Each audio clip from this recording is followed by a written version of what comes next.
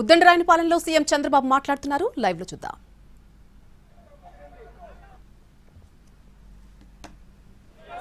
అందుకే మీరు చూస్తే అసెంబ్లీలో చర్చ పెడితే కనీస రాజకీయ జ్ఞానం ఉండే వ్యక్తి రావాలి.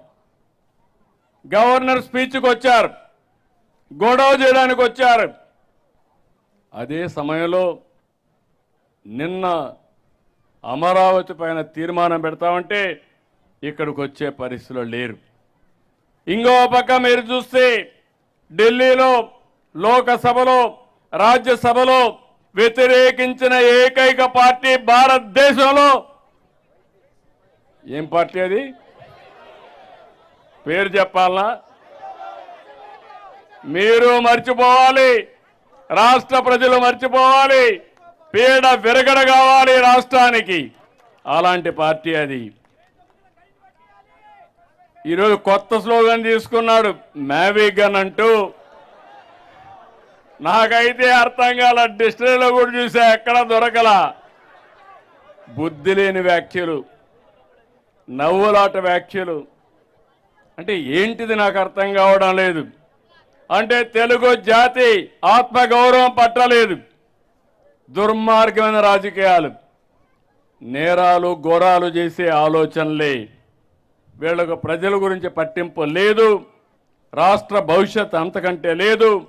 విధ్వంసాలు చేయడం, విషం చంపడం, ప్రజల్ని భయభ్రాంతులు చేయడం.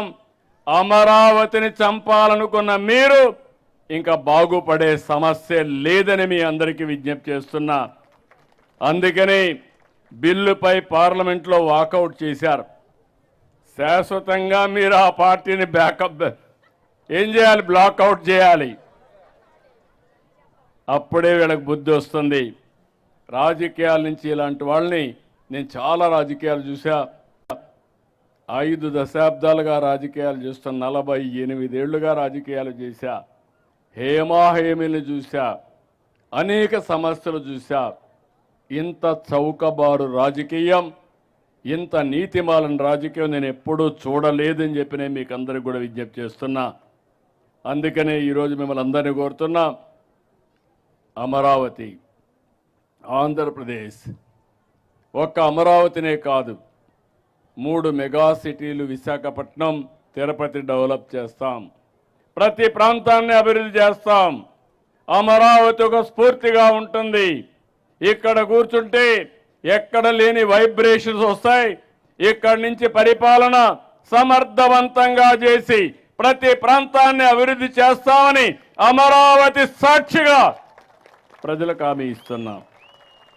ఇక అమరావతి అన్స్టాపబుల్, ఎవరు స్టాప్ చేయలేరు.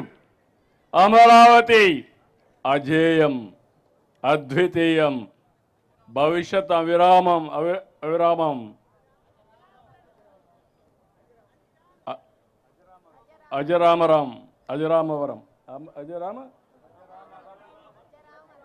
అజరామరం. నేను అందుకే మీ అందరికీ చెప్తున్నా, మీరే చూస్తారు. హైదరాబాద్ నగరం 95-2004లో వేసిన ఫౌండేషన్. హైదరాబాద్ ప్లస్ అమరావతి.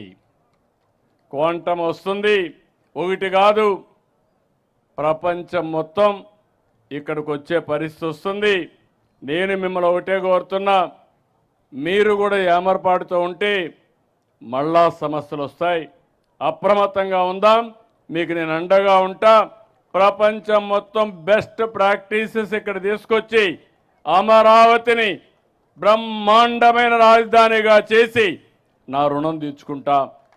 మీరందరూ కూడా సహకరించాల్సిందిగా. ఈరోజు నాకు ఎంత ఆనందంగా ఉందంటే, ఎంత గర్వంగా ఉందంటే చెప్పలేనంత గర్వంగా ఉంది. దానికి కారణం ఈ అమరావతికి శాశ్వతత్వాన్ని తీసుకొచ్చాం. ఎవ్వడు కూడా రాబోయే రోజులు చట్టాన్ని మారుస్తామని పిచ్చి పిచ్చి మాటలు మాట్లాడుతున్నారు. కానీ ఇది వైఎస్ఆర్ కాంగ్రెస్ పార్టీ కాదు, ఢిల్లీలో అన్ని రాజకీయ పార్టీలు కలిసి చేసిన చట్టం. ఈ చట్టాన్ని ఎవరూ మార్చలేరని మరొకసారి మీకు విజ్ఞప్తి చేస్తూ రాష్ట్రం మొత్తం అమరావతి పైన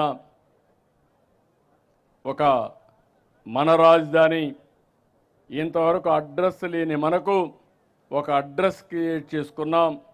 దీన్ని అందరూ ఓనర్షిప్ తీసుకోవాల్సిన అవసరం ఉంది.